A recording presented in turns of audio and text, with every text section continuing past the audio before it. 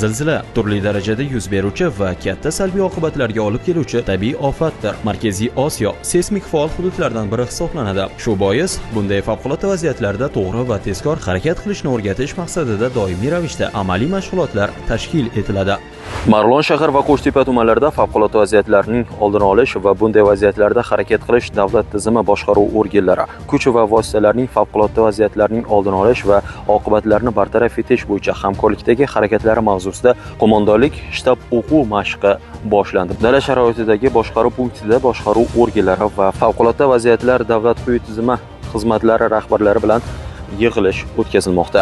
Yig'ilishdan so'ng ishtirokchilar tuman fuqaro muhofazasi boshlig'ining dala sharoitidagi boshqaruv punktida bo'lishdi. U yerda favqulodda vaziyatlarda davlat quyi tizimlarining harakatlari hamda yaratilgan imkoniyatlar haqida ma'lumotlar berildi. 15, 16, 17 aprel kunlari Qo'shtepa tumani hamda Marg'ilon shahar hududlarida qo'mondonlik shtab o'quv mashqlarini belgilangan tartibda rejaga asosan o'tkazilib borilmoqda. Mana shu rejaga asosan o'tkazilayotgan qo'mondonlik shtab o'quv mashqlarida Marg'ilon shahar hamda Qo'shtepa tumanlarida aynan yirik aholi ko'p yig'iladigan maskanlar belgilab olingan. Ya'ni bu qanday maskanlar?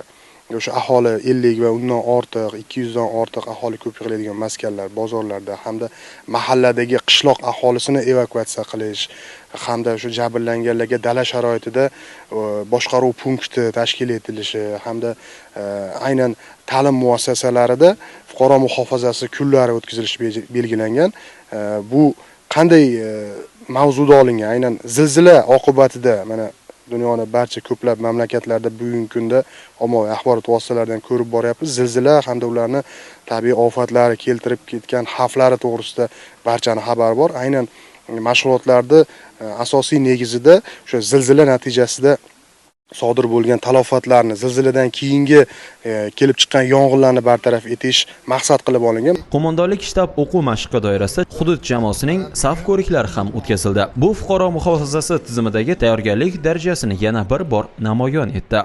Tadbirlar rejasidan fuqaro muhofazasi kuni ham o'rin olgan. Bu Marg'ilon shahrining 1-sonli umumta'lim maktabi va 13-sonli davlat maktabgacha ta'lim tashkilotida, shuningdek Qo'shtepa tumanidagi 15-maktab va 18-sonli davlat maktabgacha ta'lim tashkilotida tashkil etildi. Fuqarolarni tabiiy va texnogen ofatlarga tayyorlash bo'yicha ishlar davom etmoqda.